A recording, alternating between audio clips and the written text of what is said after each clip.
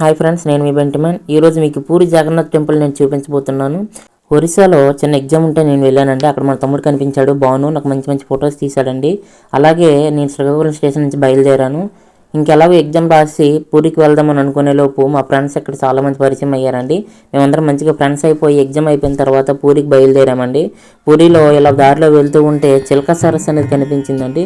ఇది చాలా అంటే చాలా పెద్దగా కనిపించింది. ఇది చిలక సరస్సు అనేది నేను అసలు చూడలేదండి, ఫస్ట్ టైం చూడడం నా లైఫ్లో. ఇక్కడ చాలామంది పరిచయం అయ్యారు, కానీ ఎవరికి తెలుగు రాదు, ఒడియా మాత్రమే వచ్చు. ఈ అక్కేమో నాకు తెలుగు వచ్చి, అక్కకి ఒడియా తెలుగు వచ్చు. ఈవిడ శ్రీకాకుళమేనంట.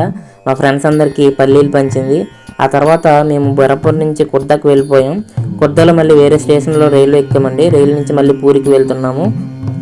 జర్నీ చేసి నిద్ర లేకపోవడం, ఆ తర్వాత మళ్ళీ ఇంకోసారి జర్నీ చేయడం వల్ల మా వాళ్ళు చాలా టైర్డ్ అయిపోయారు. మనమంటే తెలుసు కదా, ఫుల్ ఎనర్జీ ఉంటుంది మనకి, ఎప్పుడు ఫుల్ ఆన్లో ఉంటాం. మన వాళ్ళు ఎప్పుడు పూరి వస్తుందా చూస్తామా జగన్నాథ స్వామిని వెయిట్ చేస్తూ అలా చూస్తూనే ఉన్నారు. చివరికి పూరి స్టేషన్ వచ్చేసిందండి. పూరి స్టేషన్లో మేము వెంటనే దిగిపోయాం. పూరి స్టేషన్లో దిగి వెంటనే మళ్ళీ పూరి జగన్నాథ స్వామి టెంపుల్కి వెళ్ళడానికి ఆటో మాట్లాడామండి. ఇక్కడ మా అదృష్టం ఏంటంటే, ఇక్కడ ఆటో డ్రైవర్ అన్న కూడా కొంచెం తెలుగు వచ్చి తోడ తెలుగు ఆతి అంటున్నాడు. సో కొంచెం కమ్యూనికేషన్ చేసుకున్నాం. ఇక్కడ ఉండే ప్లేసెస్ అన్ని చిన్నవి మాకు చూపిస్తూ ఉన్నాడు. నిజంగా చెప్తున్నానండి, పూరి సిటీ అంటే చాలా అందంగా ఉంది. ఇక్కడ జర్నీ అనేది చేయడం చాలా కష్టం అండి. చాలా ట్రాఫిక్ ఉంది. ఒంటల మీద వెళ్తున్నారు, కార్ల మీద వెళ్తున్నారు, బైక్స్ మీద వెళ్తున్నారు. కానీ పూరి టెంపుల్ దగ్గరికి వచ్చేసరికి ఏ వెహికల్ కూడా అలా చేయట్లేదండి.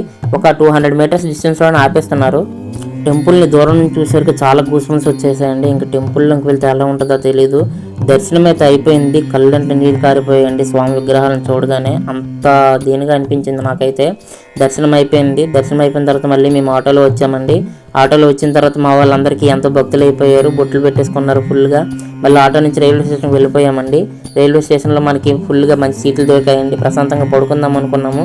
అంతలోపు నాకు బాగా ఆకలేసింది. మళ్ళీ ఎన్నో సంవత్సరాల నుంచి టెంపుల్కి వెళ్దాం అనుకున్నాను, ఈసారి నెరవేరిందండి. ఆ తర్వాత మళ్ళీ మార్నింగ్ ఈసారి శ్రీకాకుళం చేరుకున్నాను.